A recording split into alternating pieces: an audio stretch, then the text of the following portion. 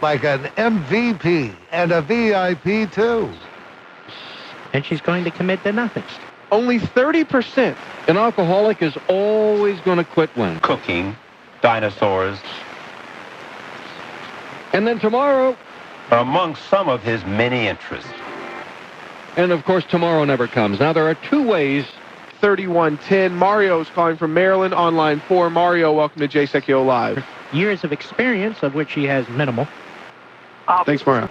Assured Guarantee is the global leader in bond insurance. Oh, you must vote no. You know, I'm very curious about finding things out. Legal immigrant. The Sears Automotive Center knows that when you get your car back from the shop, you don't want to feel like you've been taken for a ride. That's why the Sears Blue Automotive Crew offers to come to this country. And that's true across all the different things that I do. So you start with a question. Yeah. You know, right? Because you want to know something and... They're just hard-working people. But certainly are incompetent. You know, so when I was a physicist, I was interested in the question of where did space and time come from? Right. How did the universe begin? The air ain't working. You know what I'm saying? My interest in radio goes all the way back to listening to shortwave broadcasts when I was a kid. It's really complicated stuff because... If you love wealth greater than liberty... it kind of happened in a haphazard way, so it's harder. Go home from us in peace. My dad was a member of amateur radio, a national amateur radio group that would find surplus military hardware and kind of apportion it. It was a federal program to give away these like old naval radios and things to kind of hacker clubs who would, you know, rewire them and fix them up and use them for stuff. The real democratic American idea is not that every man shall be on a level with every other, but that everyone shall have liberty without hindrance. Go about it in a Santa Claus approach. So I actually, when I was really young, was like using this giant old tubed, 200-pound naval receiver and listening to all these crazy shortwave stations from all over the world, and the incredible sense of being afloat in this sea of noise that also had the potential to have signal in it was fascinating to me. Can I give you my suggestion, Steve? He will join us. Is two back. It's a final in Detroit. The Tigers beat the Orioles 12-9. Since that world is invisible, it's incredibly malleable. It's as though the world of radio has no specific body, so it gives us license to turn it into whatever bodies we choose. This project is Radio Silence, and it's a continuation of a bunch of stuff that I've been doing for the last couple of years, where I take little bits of live broadcast, sometimes it's TV, sometimes it's radio, and exploit the silences between words to figure out moments when we can cut from one track to another track. Second stage of the Tour de France.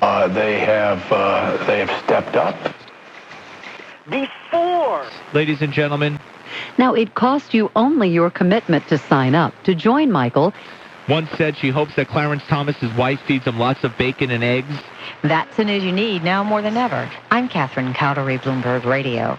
So in the case of Radio Silence, I'm taking these 8 AM radio receivers, and each receiver is feeding its signal to a different channel of computer software.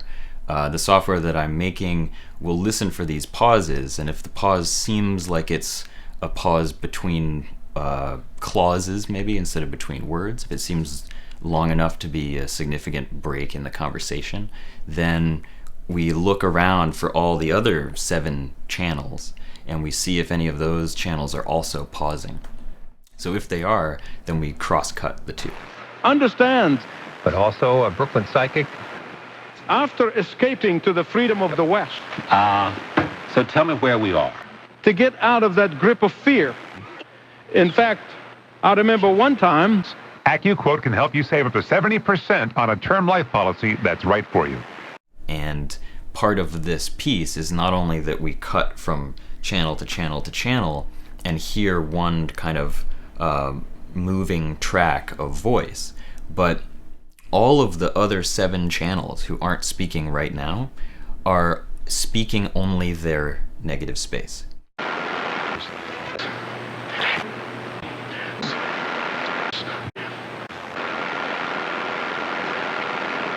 you hear one person talking at a time, kind of like zapping over from speaker to speaker to speaker, but there's this background noise, which is just a little like